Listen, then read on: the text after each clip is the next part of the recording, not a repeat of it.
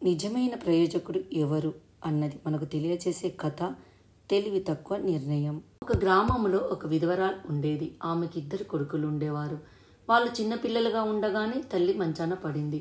ఆ సంగతి తెలిసి దూర గ్రామంలో ఉన్న ఆమె అన్న సోమయ్య చూడవచ్చాడు. విధవరాలు తన కొడుకులనిద్దరినీ అన్నకు అప్పగించి తాను చనిపోయింది.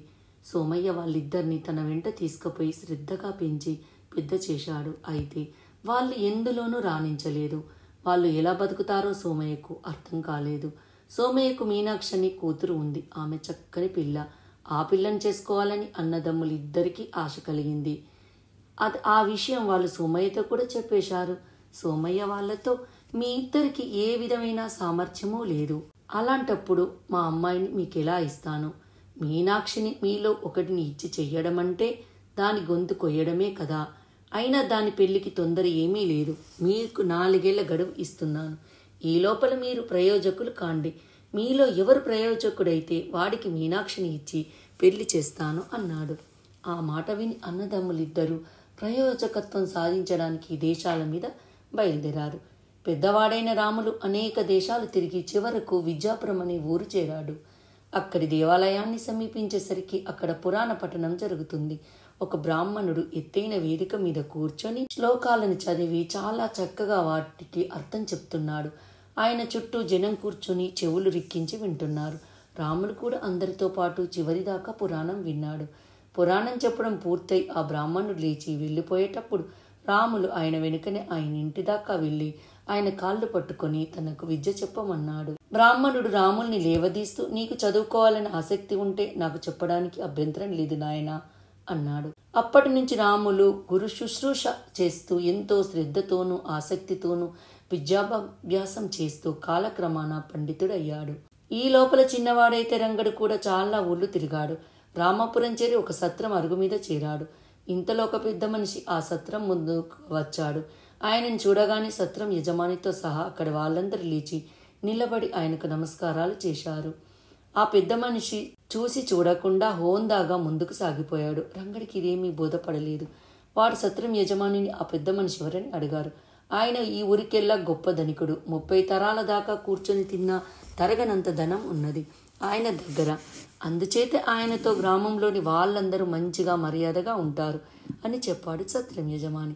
రంగడికి డబ్బు విలువ అర్థమైంది. వాడు ఆ ధనికుడి వద్ద నౌకరిగా కుదిరి జీవనోపాధి కలిగించుకోవటమే కాక ధనం సంపాదించే కిటుకులు కూడా తెలుసుకోవచ్చనుకున్నాడు.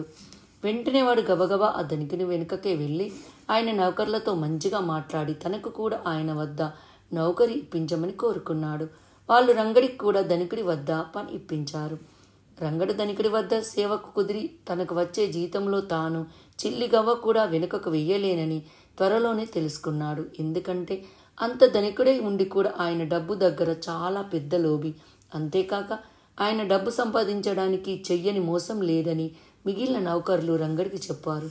సోమయ్య పెట్టిన గడువు పూర్తి కావస్తుంది. కానీ రంగడు సాధించినది ఏమీ లేదు. ఒక రాత్రి ధనికుడి భవంతిలో అందరూ నిద్రపోతున్నారు. ఆ సమయంలో ఏదో చప్పుడు వినిపించి రంగడు నిద్ర లేచాడు. ఎందుకైనా మంచిదని వాడు దుడ్డుకర్ర తీసుకుని నిశ్శబ్దంగా చప్పుడైన చోటుకి వెళ్ళాడు. 2 దొంగలు కన్నం వేసి లోపలికి ప్రవేశించి చాలా సొమ్ము పోగు చేసి దానితో పారిపోవడానికి సిద్ధంగా ఉన్నారు. వాళ్ళు రంగణ్ణి వాడి చేతిలో దుడ్డుకర్రను చూసి భయపడ్డారు. వాడు వాళ్ళను కొట్టడానికి కర్ర ఎత్తేసరికి, మమ్మల్ని కొట్టకు, దొంగలించిన దానిలో సగం ఇస్తాము, మమ్మల్ని ప్రాణాలతో వదిలిపెట్టు అన్నాడు ఒక దొంగ వణుకుతూ. రంగడు మెత్తబడి క్షణం ఆలోచించాడు. దొంగ సొమ్ములో వాటా తీసుకోవడం తప్పేనేమో అనిపించింది. కానీ ఆ డబ్బు సంపాదించడానికి తన యజమాని ఎన్ని మోసాలు చెయ్యలేదు. వాడు దొంగలు చెప్పిన దానికి ఒప్పుకున్నాడు. దొంగలు వాడికి తన దోపిడిలో సగం ఇచ్చి వెళ్ళిపోయారు. రంగడు తన సొమ్మును భద్రంగా దాచుకున్నాడు.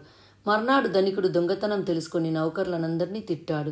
దొంగల కోసం వెతికారు, కానీ ఫలితం లేకపోయింది. తర్వాత కొన్ని రోజులకు రంగడు పని మానుకొని తాను దాచి ఉంచిన డబ్బు తీసుకొని సొంత ఊరికి చేరుకున్నాడు. అదే సమయానికి రాములు కూడా తిరిగి వచ్చాడు. ఇద్దరిలోనూ కలిగిన మార్పు చూసి సోమయ్య సంతోషించాడు.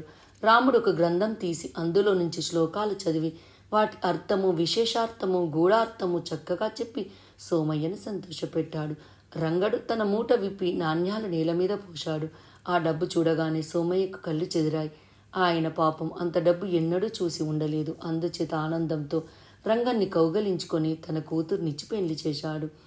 రాముడు తనలో తను నవ్వుకొని తన చేతి మీదుగానే తమ్ముడి పెళ్లి జరిపించి కొన్నాళ్ళు గ్రామంలో ఉండి తర్వాత తన విద్య రాణించే చోటు వెతుక్కుంటూ వెళ్ళిపోయాడు. ఈ కథ వల్ల మనం తెలుసుకోవలసిన నీతి ఏమిటి?